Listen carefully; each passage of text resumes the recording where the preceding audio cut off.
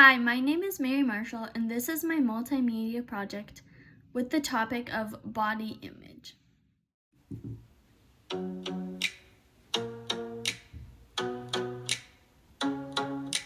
God, I wish somebody would have told me when I was younger that all bodies aren't the same. Photoshop bitty bitty models on magazine covers told me I was overweight. I stopped eating, what a bummer. Can't have carbs in a hot girl summer. If I could go back and tell myself when I was younger, I'd say, psst, I know Victoria's Secret.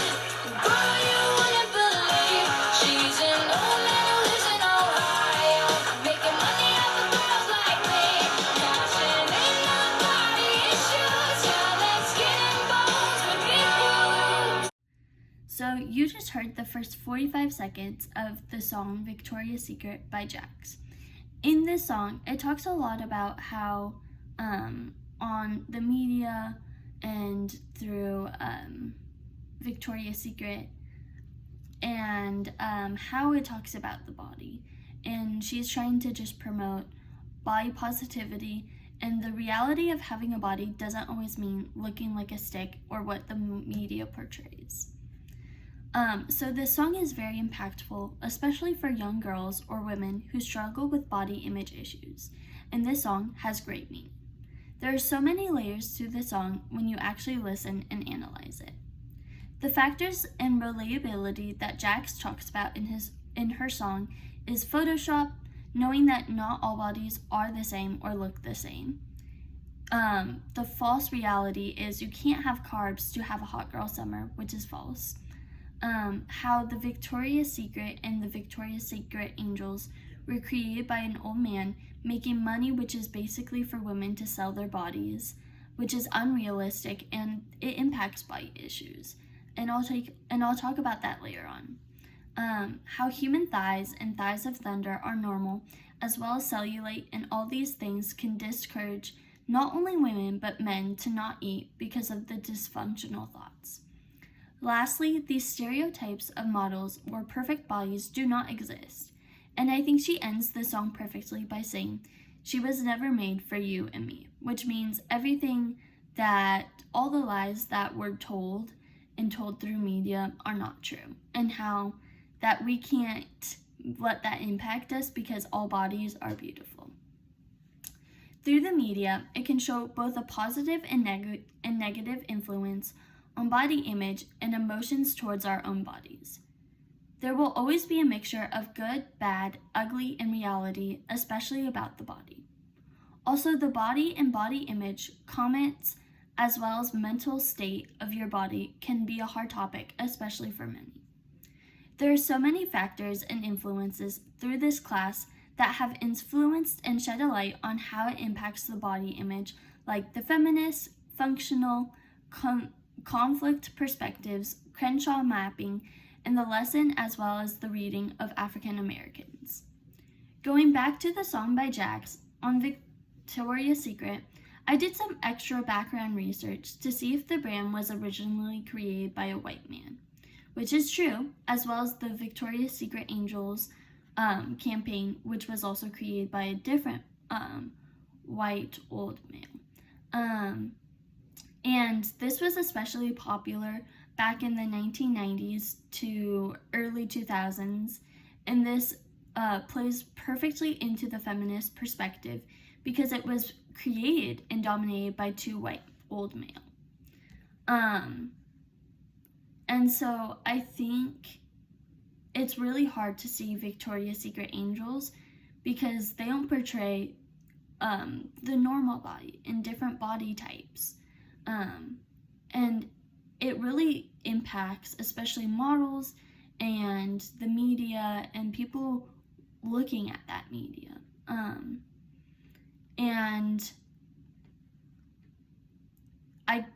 And so the song that Jax was inspired by was shedding a light on this hard topic, and it's very hard to talk about. And it just has a great message and can be inspiring to others. So the conflict perspective that I have found is the media is kind of forced down our throats at a very young age.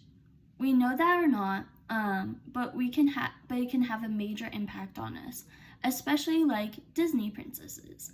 I have heard that these two influences can have a negative impact on girls and women.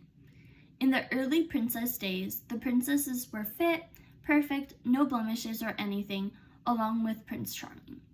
This can be an early start to negative self-images and body comparison, which is so sad to think about for young, impressionable girls.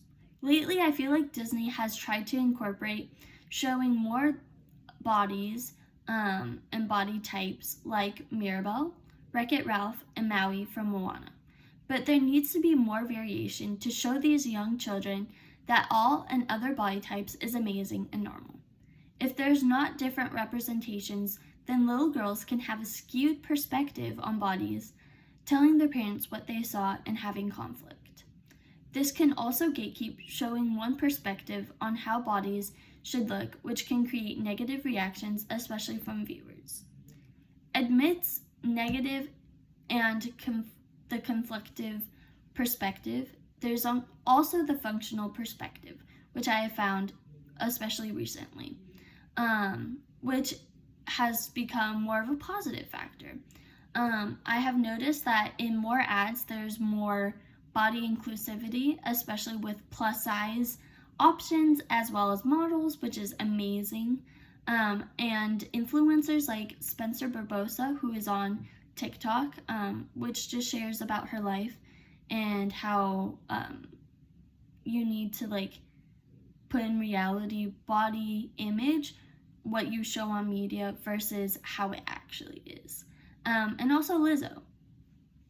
Along with body sizes and types, names used from the past do not reflect the present. And the classifications that I found were through the African American reading. It talked about mammy, which is typically a larger Black woman who's loud, argumentative, nanny, caretaker, to a white family rather than her own. And so that's just not a true representation of today. And then also the tragic mulatto, who is also a woman, mixed race, seen as exotic or sexual, and she is always doomed to some form of tragedy in the end. So overall, these are not two true depictions of these two categories of women. And it can show some negative self-body images. This is not true for every single woman who is either African American, mixed race, or anyone in general. But I think one positive that I found was that showing these types of characters in movies can help other children grow up and see people more like them, more similar. And to honestly embrace your body because it's yours for life. Through the Crenshaw mapping on page 22, I found tokenistic, objectifying, voyeuristic inclusion is at least as empowering as complete exclusion. So basically what it's saying is objectifying means excluding others. And I found that the media has missed and not included showing different body types and not really sharing these harder conversations. If the state of the media does not increase with sharing and shedding a light on different body types and incorporates more of a tokenistic approach, that's where we find that we exclude others, which is not good.